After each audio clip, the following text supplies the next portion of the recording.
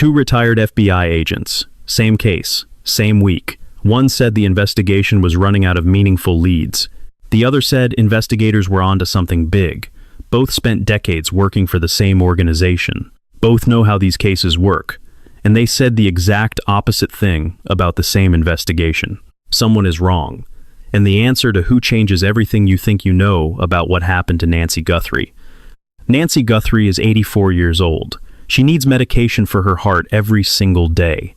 She has mobility issues. And on the morning of February 1st, 2026, she was gone, taken from her home in Tucson, Arizona, while the rest of her neighborhood slept. Her daughter, Savannah Guthrie, co-anchor of NBC's Today Show, was about to begin the longest weeks of her life. More than 48 days have passed. The FBI has received over 13,000 tips.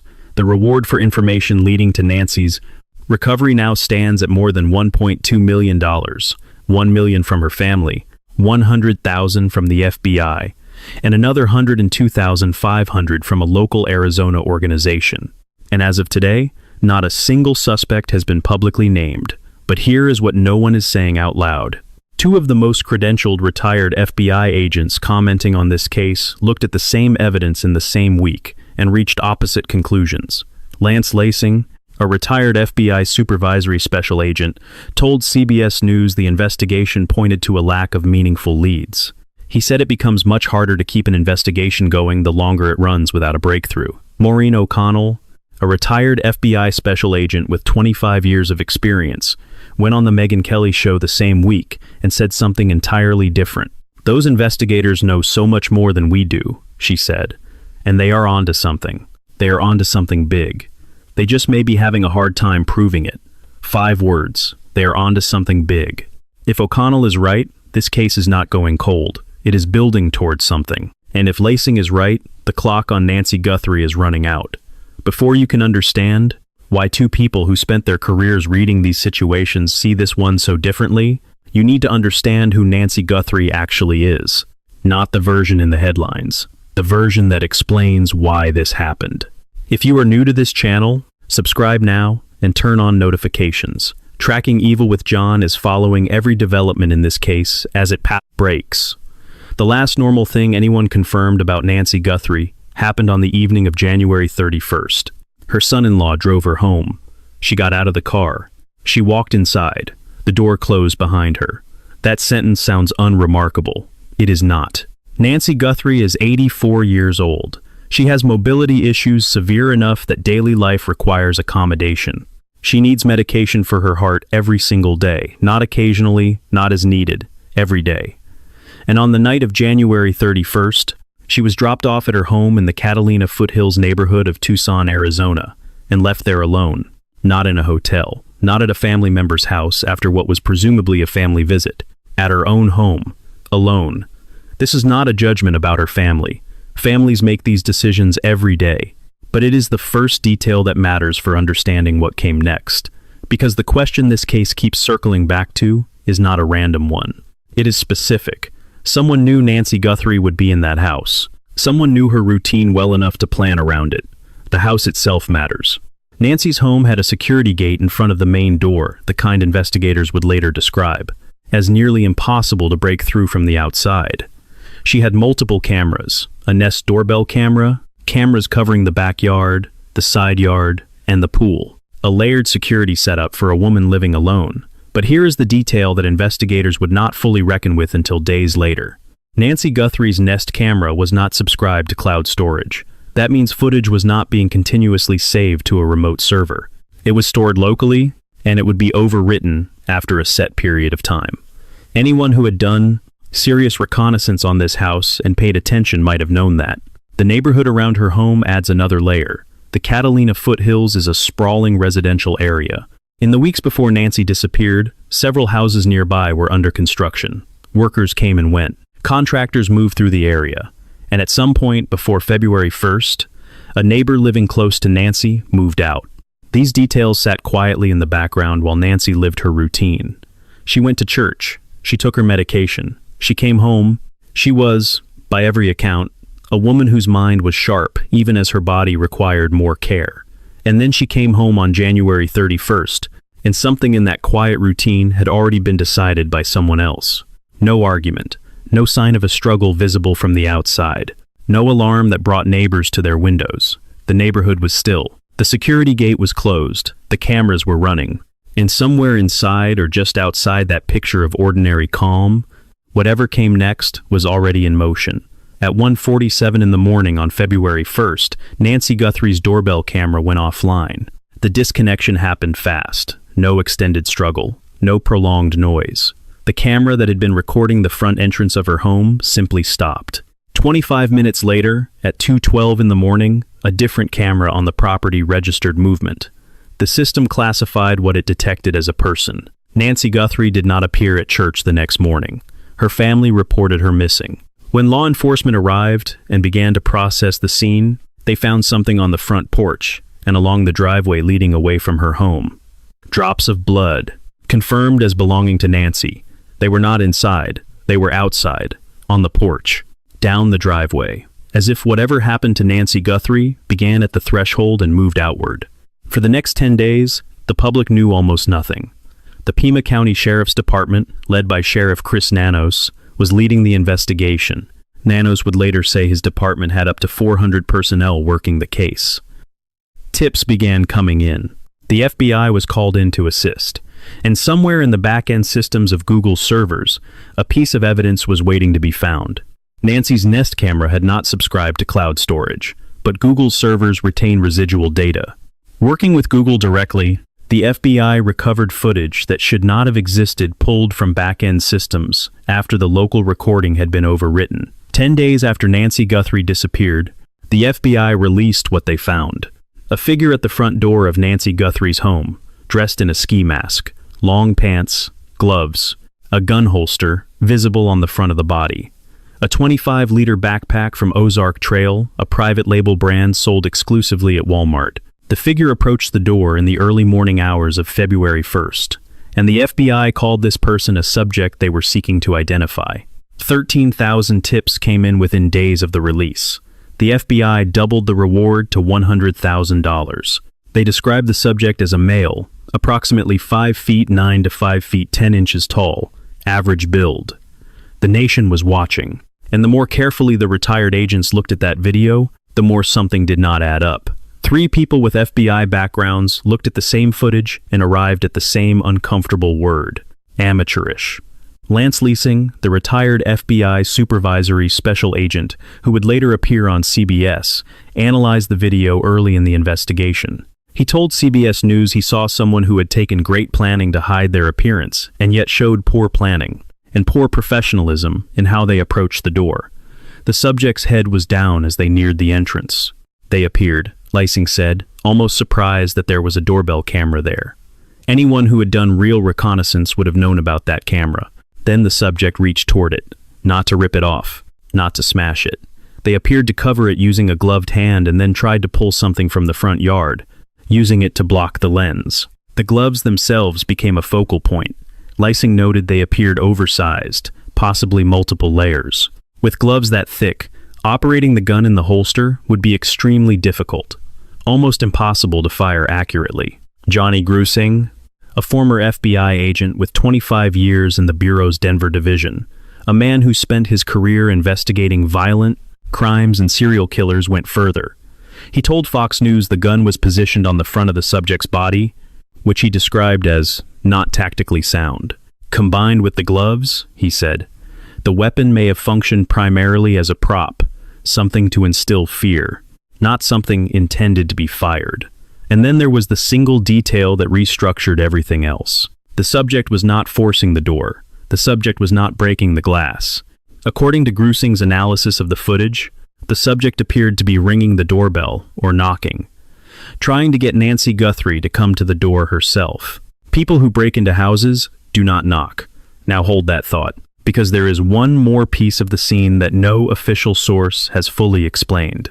The security gate in front of Nancy's door, the one investigators would later describe as nearly impossible to breach from the outside, was not an obstacle the subject appeared to be trying to defeat. Nancy's blood was found outside, on the porch, down the driveway, which means at some point that gate opened. and the question of who opened it from which side has not been answered publicly. 4 things that do not fit a stranger deciding randomly to abduct an elderly woman. A subject surprised by a camera they should have seen coming. A weapon that may have been theater. A knock instead of a breach. And a gate that opened from somewhere. One retired FBI agent used 2 words when asked about possible motive. Personal grievance. He declined to say more. The evidence does not say more either. Not yet. What it says is this. Someone came to that door knowing Nancy Guthrie would be on the other side.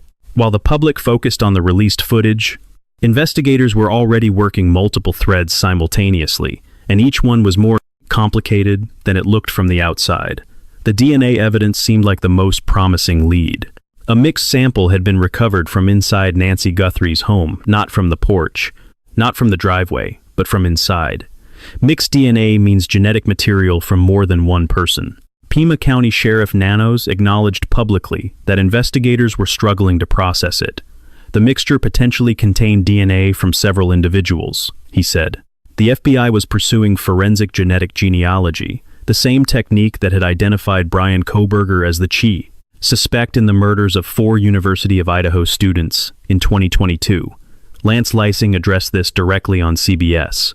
He said the process takes a while. That was not a dismissal. Forensic genetic genealogy works by tracing partial DNA profiles through ancestry databases to find relatives of an unknown contributor, and then narrowing from there.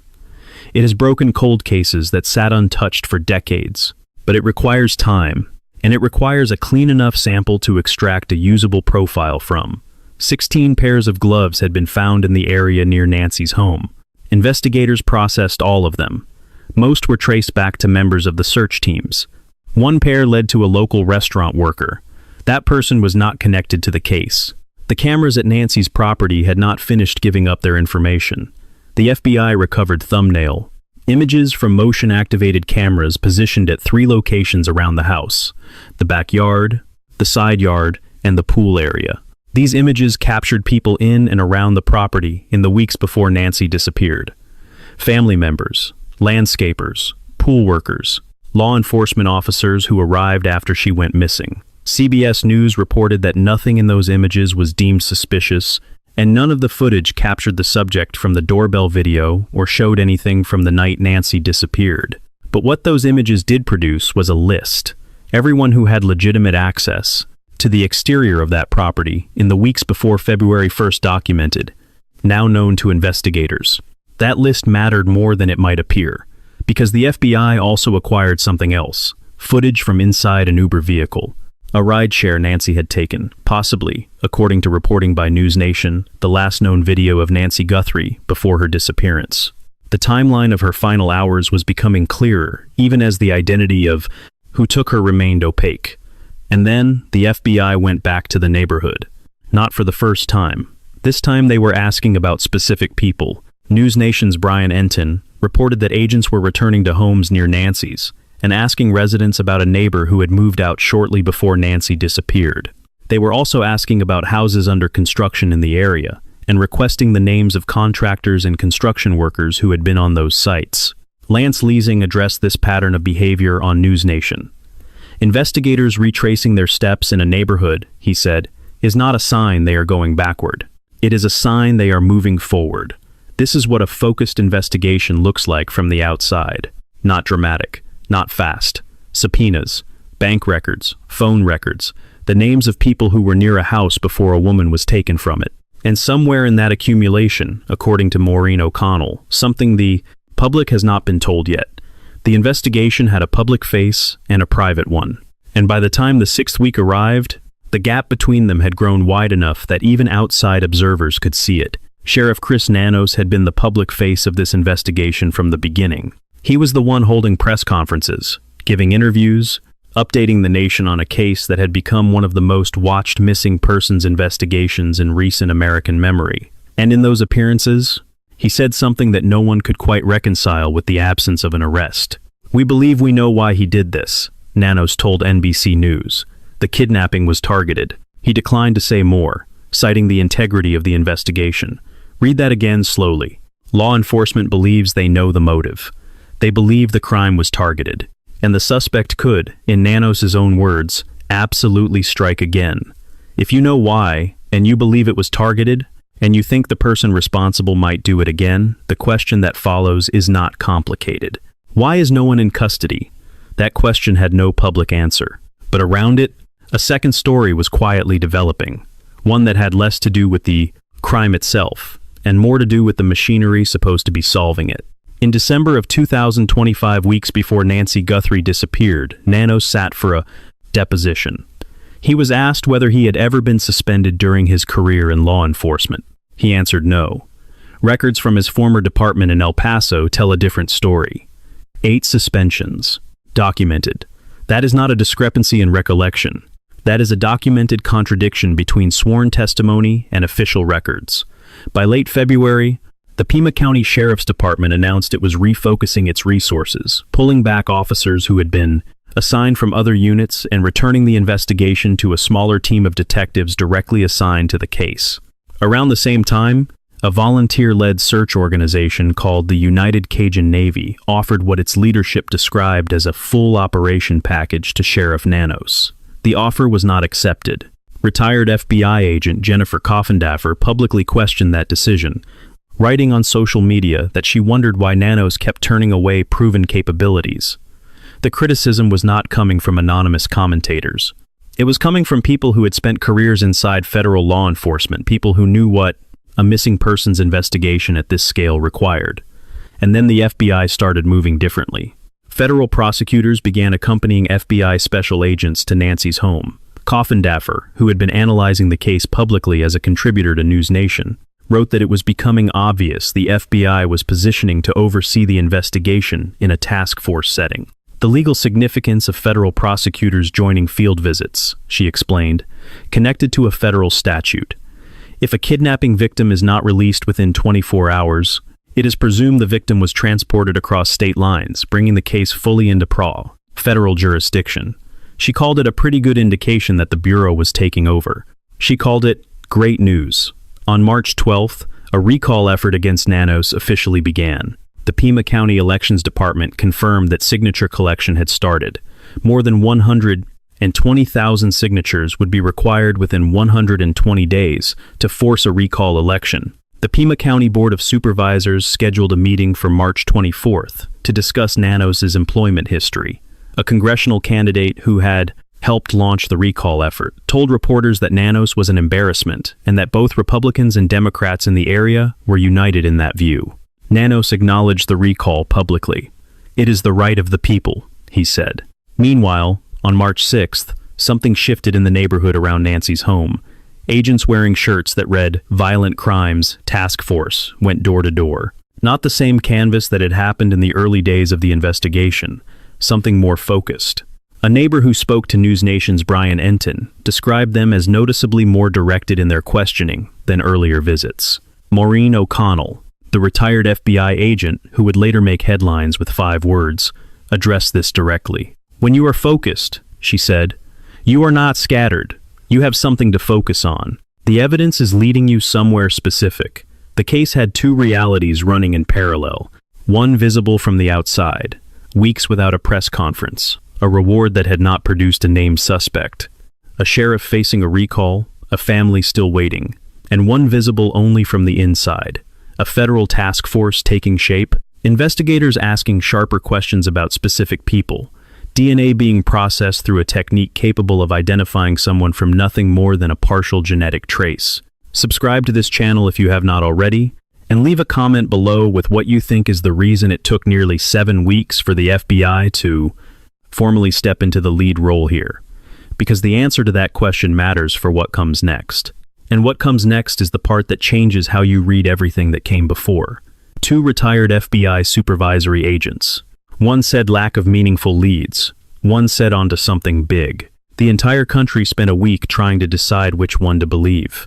But that framing missed the actual question. Leasing was describing what the public could see. One surveillance image of a masked figure. DNA that had not yet produced a match. No named suspect after 45 days.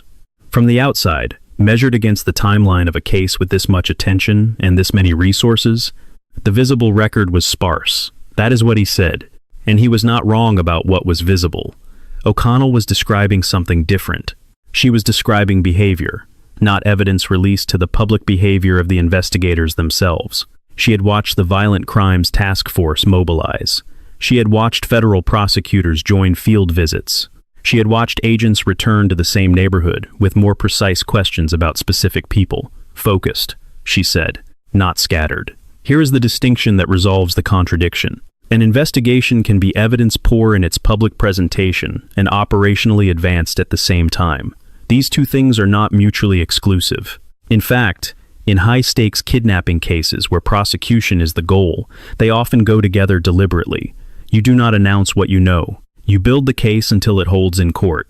You do not give a defense attorney a roadmap by releasing your strongest evidence before an arrest. Nanos said investigators believed they knew the motive. He said they believed it was targeted.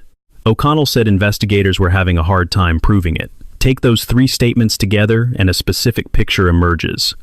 Law enforcement had a per-dop travel theory solid enough that a senior sheriff would state it publicly, and that theory had not yet been converted into evidence strong enough to survive a trial. This is the part of criminal investigations that true crime coverage rarely sits with long enough. Knowing and proving are not the same thing. The gap between them is where cases either break open or go cold. And in this gap, the forensic genetic genealogy work was still running. The Uber footage was being analyzed. The list of everyone who moved through Nancy Guthrie's property in the weeks before February 1st was being cross-referenced with everything else. Johnny Grusing had said the suspect came to that door, wanting Nancy to come out herself. He said the gun may have been theater, the approach too personal for a stranger, the motive possibly rooted in something that predated February 1st. The neighbor who moved away before Nancy disappeared, the construction workers whose names the FBI was now requesting. These were not random threads. Investigators do not go back to a neighborhood 6 weeks into a case to ask about people who moved out unless those people mean something to the direction the investigation is already moving. And somewhere underneath all of this, in a laboratory processing a mixed DNA sample that might carry the genetic signature of the person who took her the case that could not be proven yet was still being built. O'Connell said it plainly.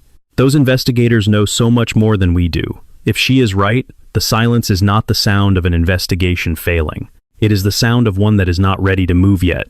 Subscribe now and turn on notifications, because when this case breaks, Tracking Evil with John will be the first place it is broken down clearly and completely. Here is where the case stands.